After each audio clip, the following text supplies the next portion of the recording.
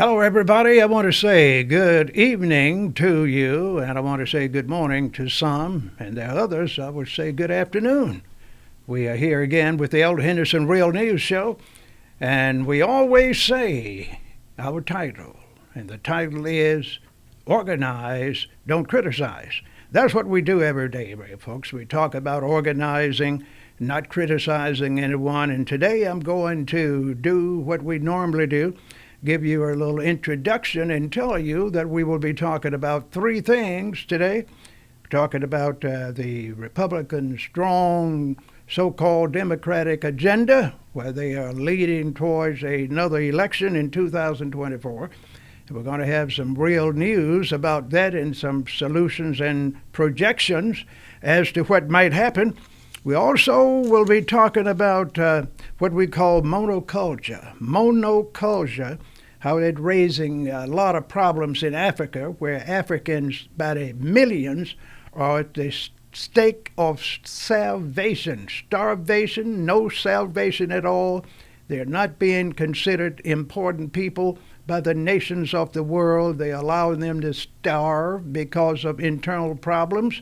They keep them fighting among themselves, and they seem to do that because they are pressured into doing certain things politically and economically that is not good for the general welfare of the masses in Africa.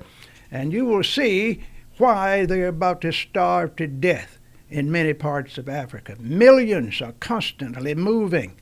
And then the last thing we will talk about today, and of course I want you to call in with questions if you have any, we'll be talking about the event that is very, very hard to understand by a lot of people. I've been getting a lot of criticizing about it, and that's where I'm talking about the World War III Part 1 and how the regions throughout the Middle East, including some in Europe and America, that's participating in this, what I call regional war, World War III Part 1, and I will be talking about those things.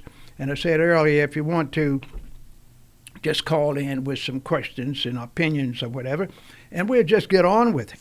Now, most of you know that throughout the last 10 years, I've been talking about organizing and criticizing.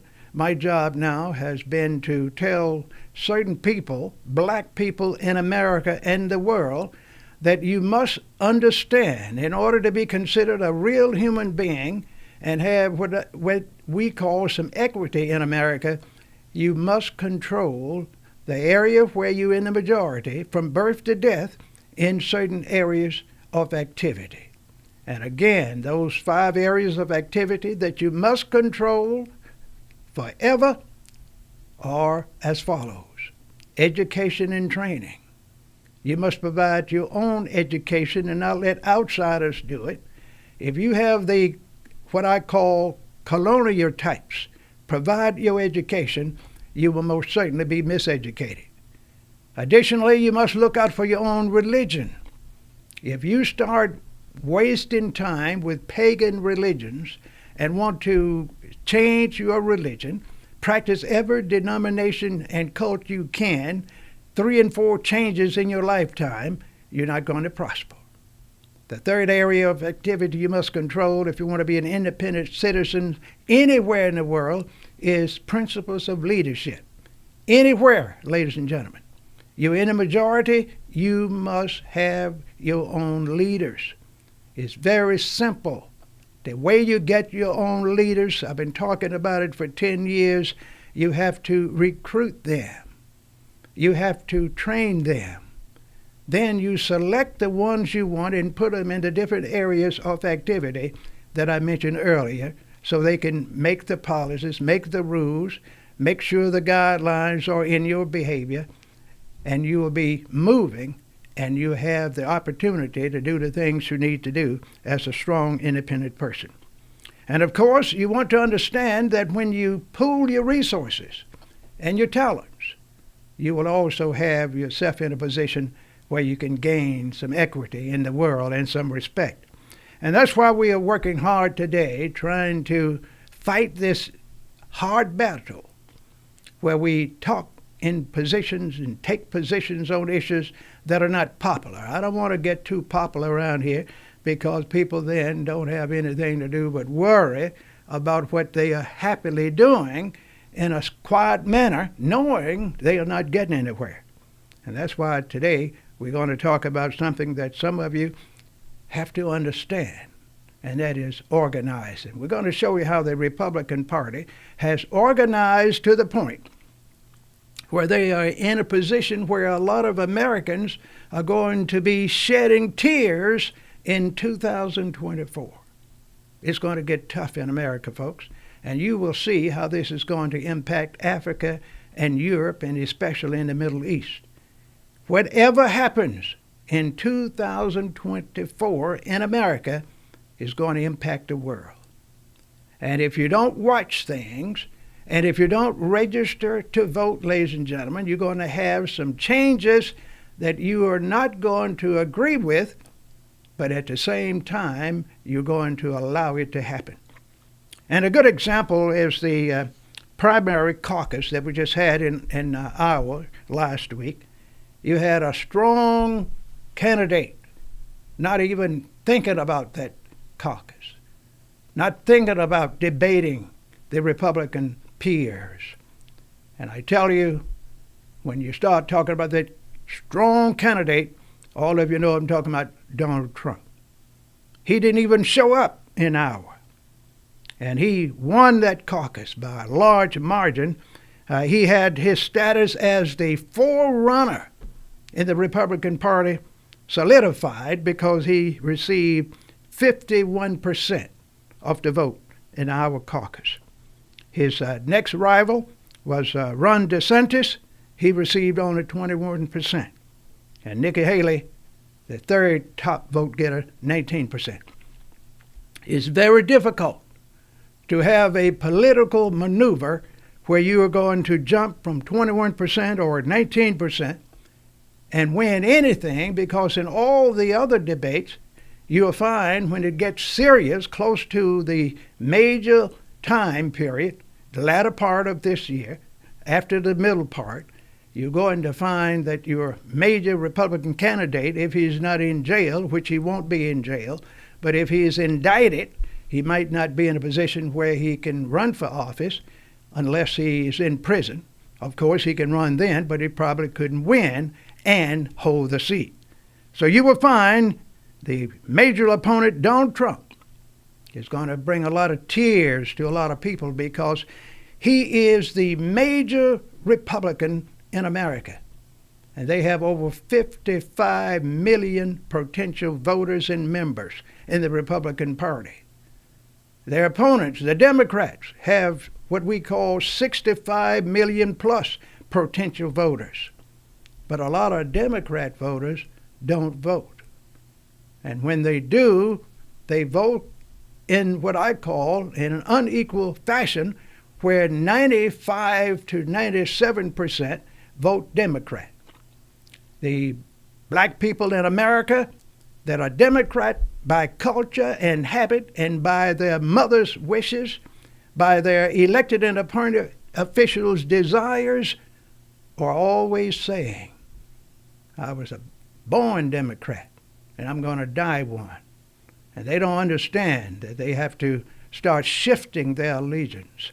And black people in America are going to have to get involved in the Republican Party in areas where they're in a majority, so they can negotiate with their peers and get some leverage so they can control more than their area where they are in the majority. I call those marginal areas. And that's what we're going to have to do in America.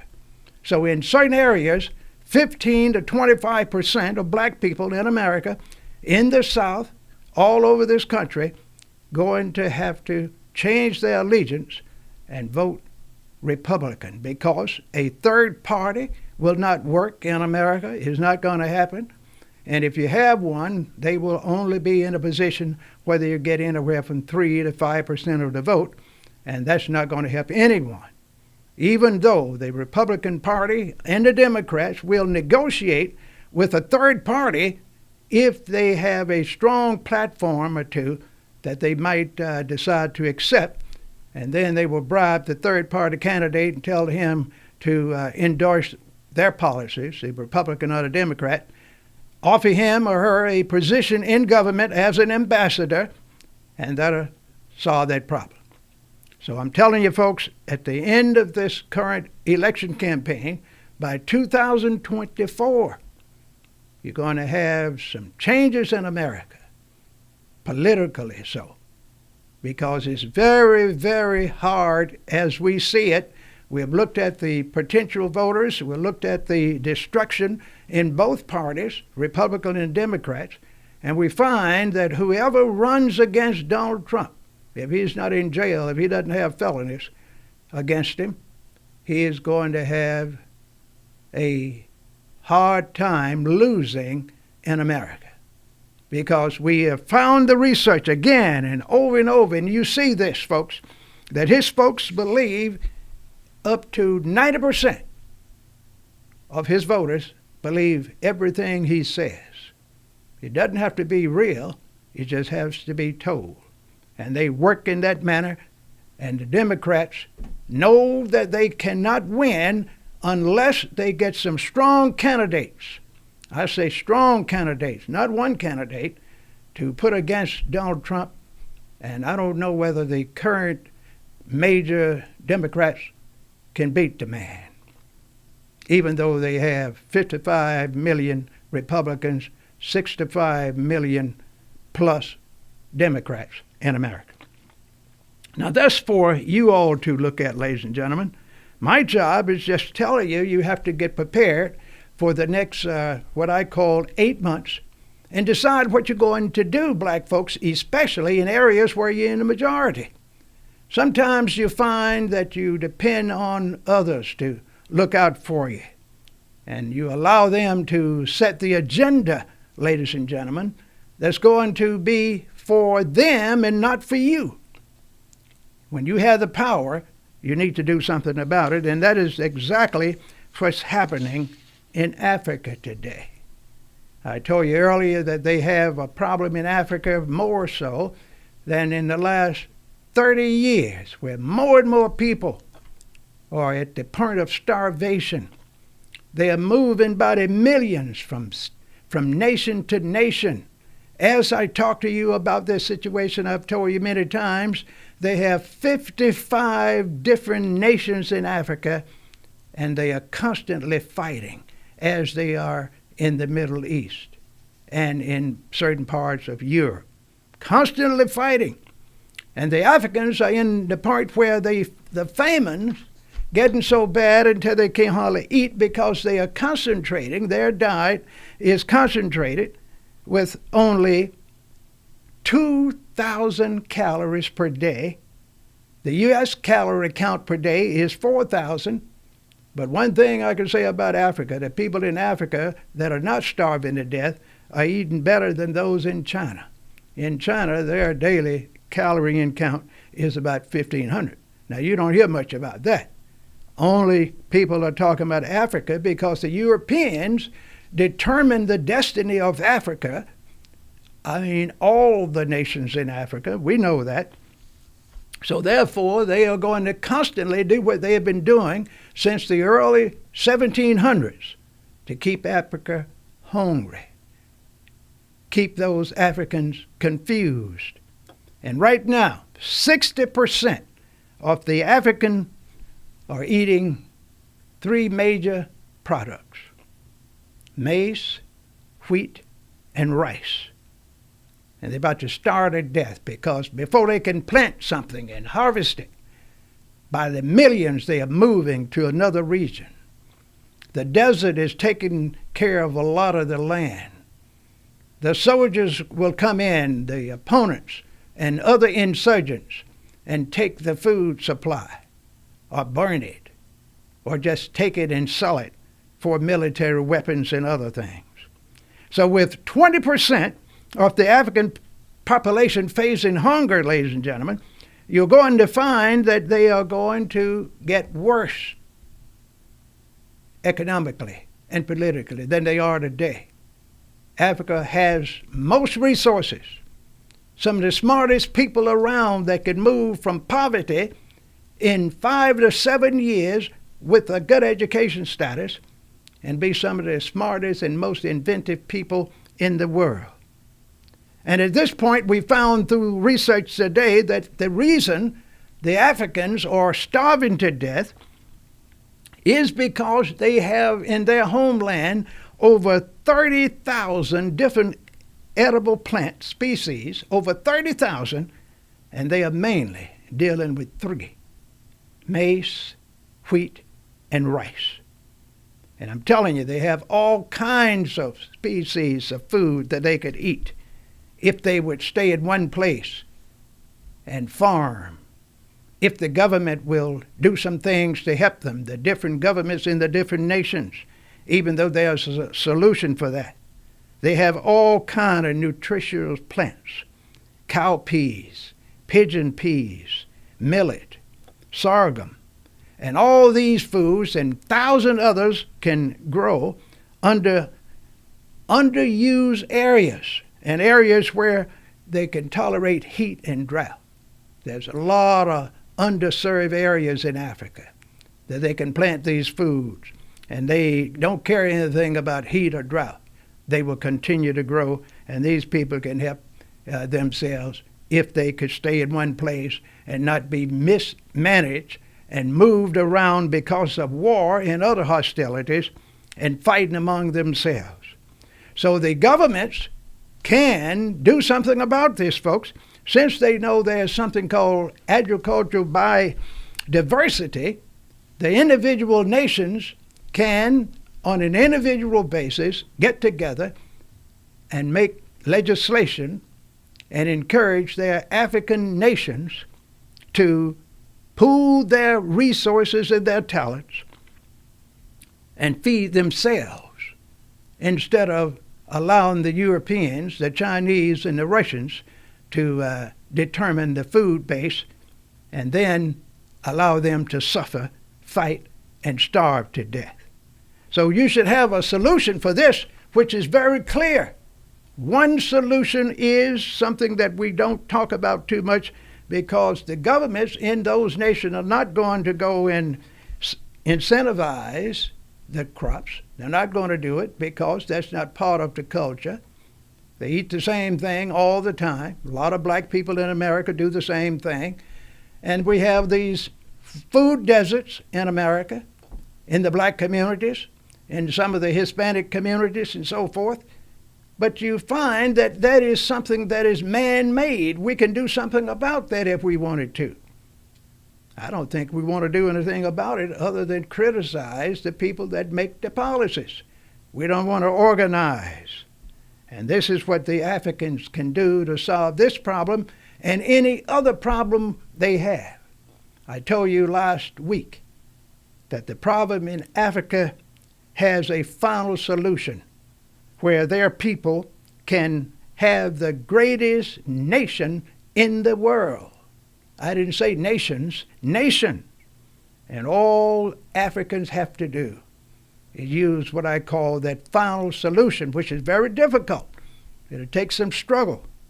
But after that struggle, they will have the following: one Africa, one constitution, one vote, one military, one currency, and a diverse agriculture and economic system in the whole of Africa. We call it the United Nations of Africa, not the United States of Africa, the United Nations of Africa. And then black people throughout the world can have a policy as they have in the Middle East, in Israel, where any black person in the world can have dual citizenship and continue to live where they are. But at the same time, they can be an African and travel around without a passport and buy and build, invest, save, create black entities worldwide. So that's what I want you to think about, ladies and gentlemen. You got to talk about these things and let your African friends know that there can be a solution, and if they don't do something for themselves, I'm going to give you the scenario when I come back. In just a few minutes, we're going to have a break, and we're going to talk about this Middle Eastern situations and what the Africans need to do in order to have a nation, one nation. And that's what we're going to talk about when I return. Africa being one nation, and the Middle East crisis, which is causing and has caused World War III Part 1. Now, 19 different nations are involved. Last time we talked, there were 13. If this is not World War III Part 1, I don't know what it is. So stay tuned, and later on, I want you to call us if you want, and if you can, at 1-800-492-5186 when we return. Stand by, we'll be back after several commercials. Have you had your Earthblend coffee today? At Earthblend Coffee, we take pride in offering you the very best of beans across the world, blended and roasted to perfection, giving you superior quality and satisfying and flavorful taste. Experience the world in one cup with Earthblend Coffee. To order, visit earthblendcoffee.co now. SocratesGarrettENT.com is a diversified firm specializing in recycled aggregates and crushed concrete. SocratesGarrettENT.com's recycled materials provide the construction industry with significant economic and environmental benefits by recycling clean concrete rubble into M.Dot grade rock materials. Recycled aggregates and crushed concrete can be applied to driveways, road construction, bank protection, parking lots, general bulk fills, and more. For more information, please call 601-896-0084 or visit us online at SocratesGarrettENT.com.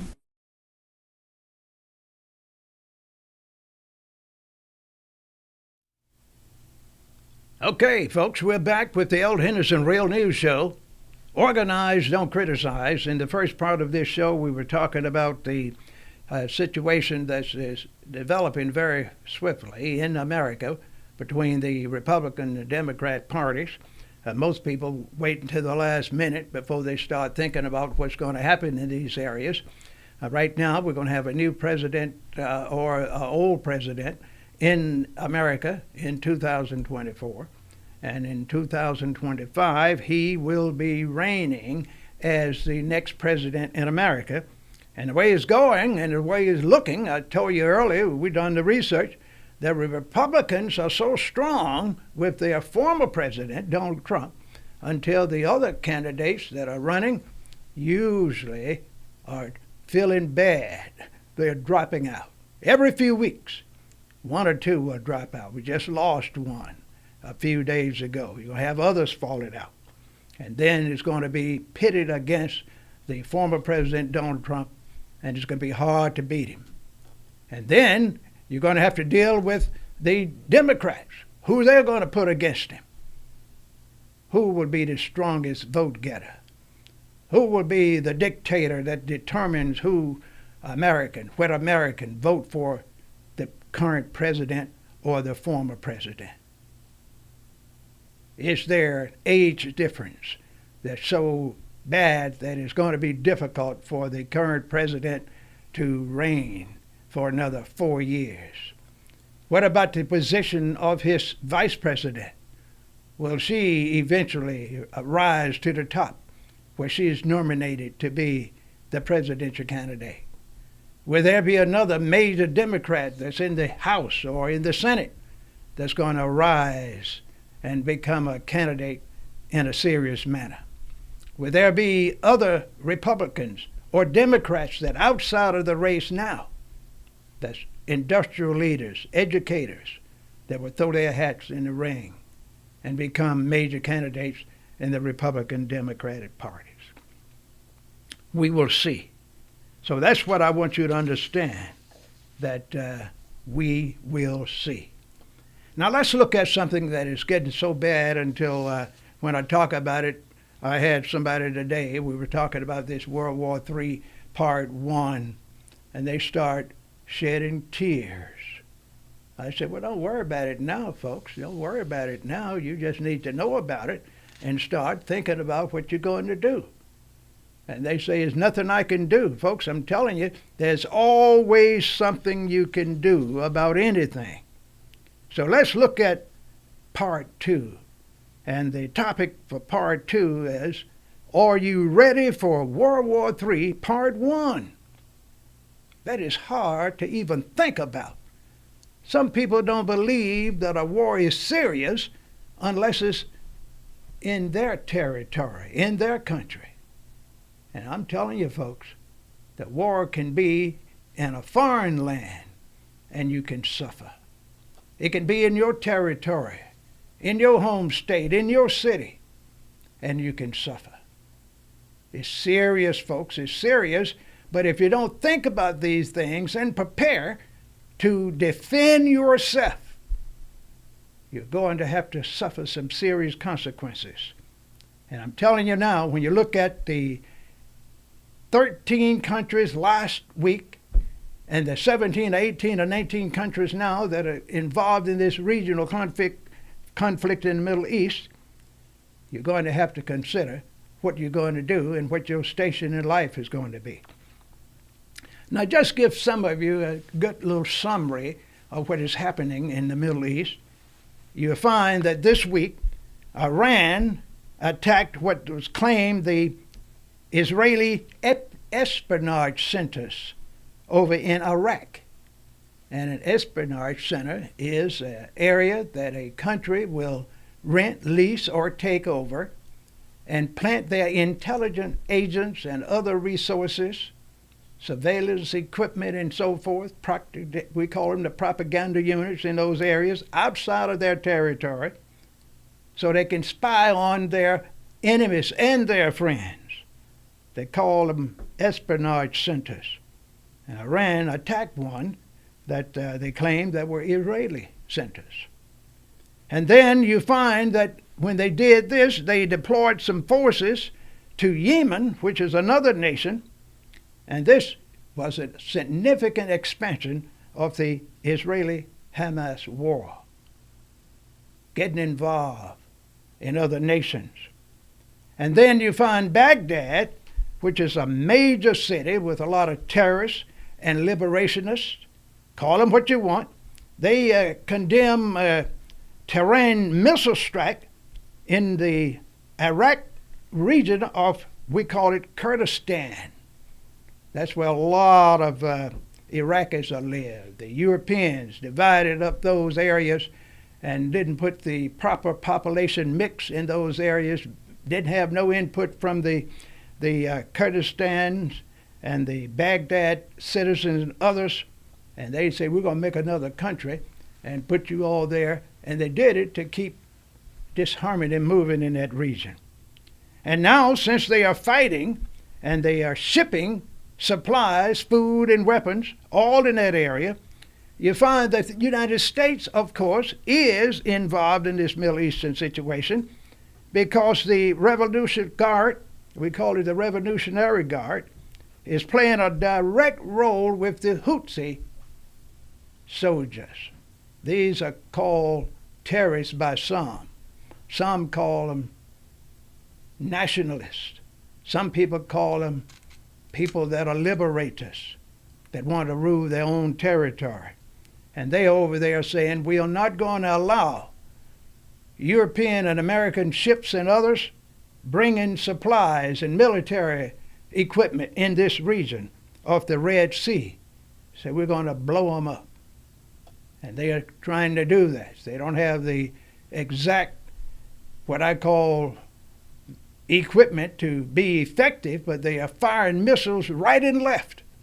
And just in a few weeks, as they go and steal other missiles that they take from place, you're going to find they will start hitting some of those ships and capturing those ships and putting people on those ships and steer them away with all that food, with all those weapons. Is going to happen. It has happened in the past, and it's going to happen again. So when you find this region getting serious, guess what's going to happen? I'm going to tell you, the United States naval forces will then get outnumbered to the point where you're going to have someone on the ground.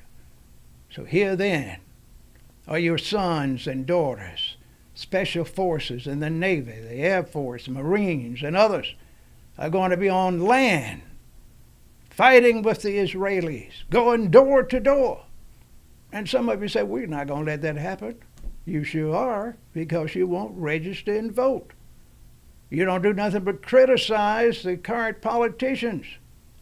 You won't organize and let people know that I'm going to determine my destiny by setting a policy where I can control myself, where I can get myself in a position where I can have some influence and not be on the side, just looking and waiting and determining whether I eat or not.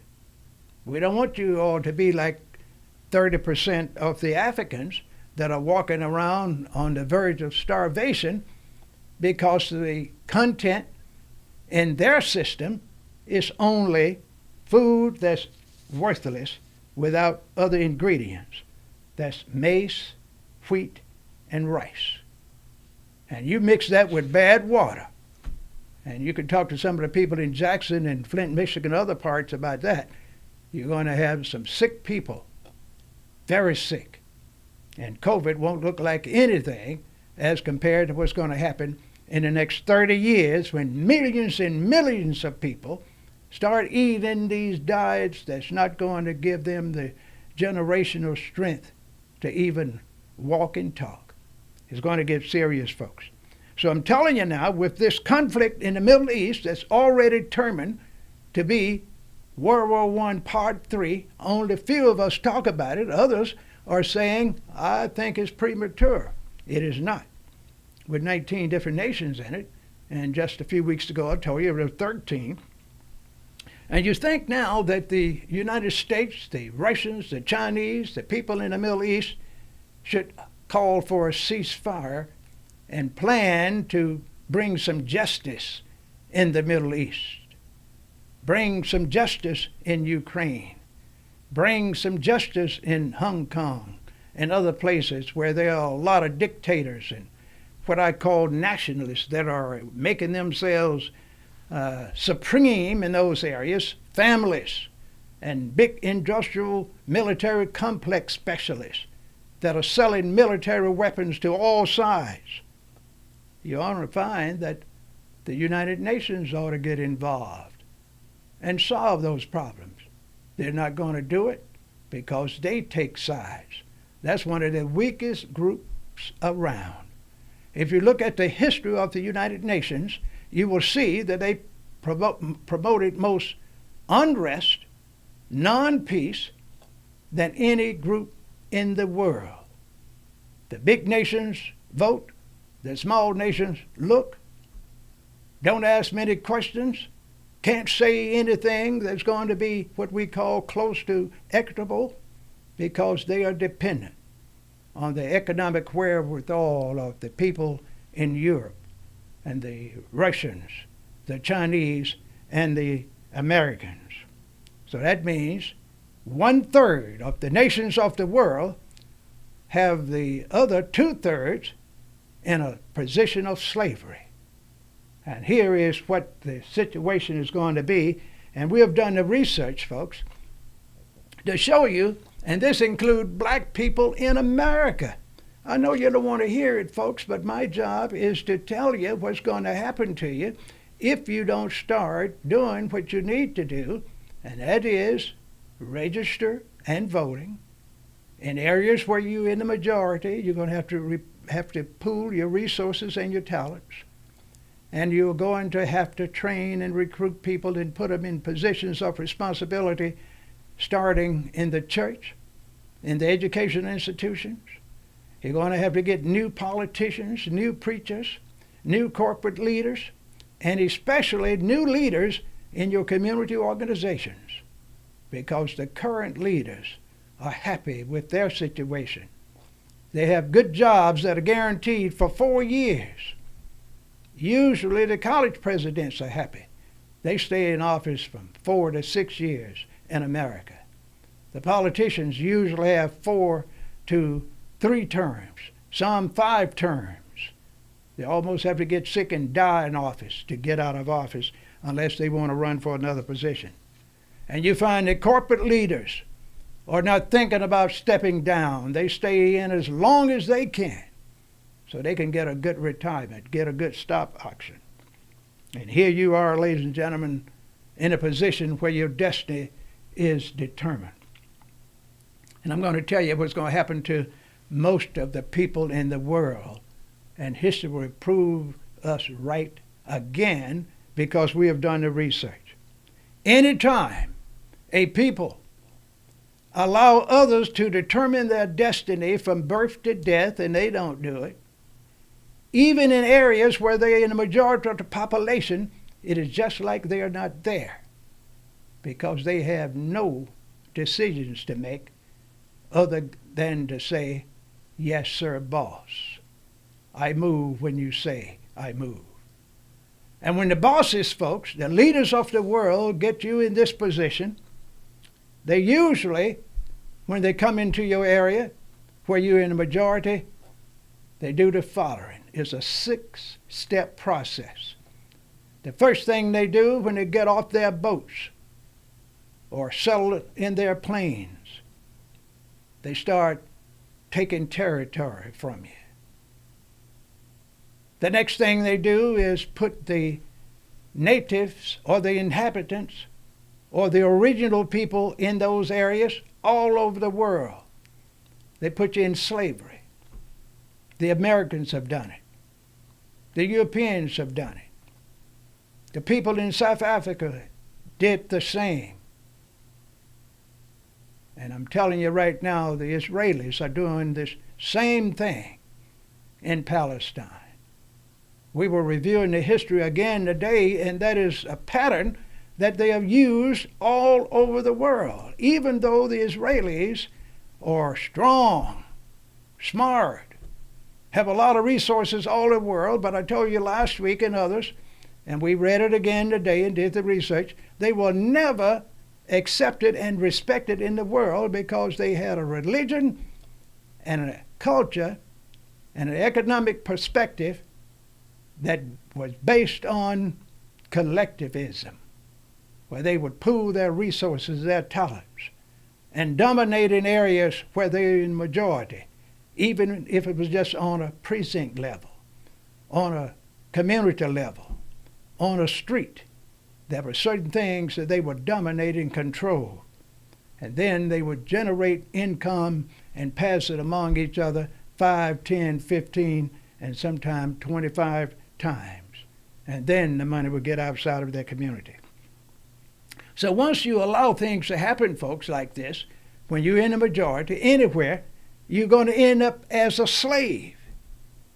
Sometimes the slave is not necessarily something that's going to have the whip on you, but you're going to be whipped psychologically. The next step they take when they get you to a position where slavery is what is not good for them, they put you then in a segregated environment. We call it legal segregation.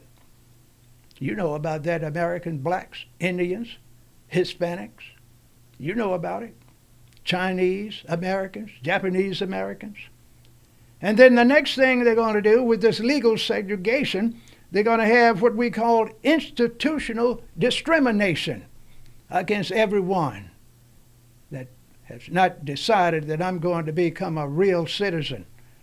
I'm going to pool my resources. I'm going to pool my talents and determine my destiny in certain areas from birth to death. They have this thing called institutional discrimination. And then the next thing they do for you, ladies and gentlemen, they have what we call mandated decentralization. Once they discriminate you and get you in a position where you can't move around freely in certain parts of your county, your city, or your state, or your nation, they whip you down economically. So then they say, well, we done put you in something we call your part of town or in the ghetto, and we leave you there for a while, usually 30 years. And then they decide they're going to take that because they got away from you. To get away from you, they had to move to other parts of the city, the county, or the state. Some of the books call it moving to the suburbs. But folks don't like that. They want to be in an area where you can have your work, your play, your family, your education, everything almost in walking distance of 5 to 10 minutes. Suburbs cause a big problem for a lot of people. So these folks then decided that we're going to gentrify these areas. We're going to take these ghettos from you, and we're going to use something called eminent domain and other legal codes. We're going to take your land, we're going to take your houses, we're going to take your businesses and rebuild them, restructure them, put in water systems. We're going to put in what we call broadband and others, and we're going to get you out of there. And I'm getting ready to wrap up, folks, and tell you the next two things that's going to happen to you. Once they take your area through gentrification and eminent domain, where the law will say you got to move in 30 days, you're going to be just like the Palestinians. You're going to be relocated. In America, they had a good name for it. They called it relocation camps. So once you get there to those relocation camps, they're going to feed you, clothe you, give you a little water, little medication, and you're just going to exist. And you're going to be controlled by others. And the last thing you're going to do, I told you there's 6 steps, you're going to be reverted back to slavery. And as we continue to talk about these things, we're going to show you again that you can change all of this. And in 15 years, you can be an independent entity if you control your destiny in those areas I mentioned from birth to death. I'll see you next week. And I want you to stay tuned for the Eld Henderson Real News Show, Organize, Don't Criticize. And later on tonight, we're going to have another show called the Doc and Sock Show, where we will address some of these other ideas that we've been researching and talking about for some time. That's going to be with that famous economist, Socrates Garrett. And old Doc, you'll see who I'm talking about. Stay tuned, folks, and we'll be back in a couple of hours on WeBelieveDigital.com. Thank you again.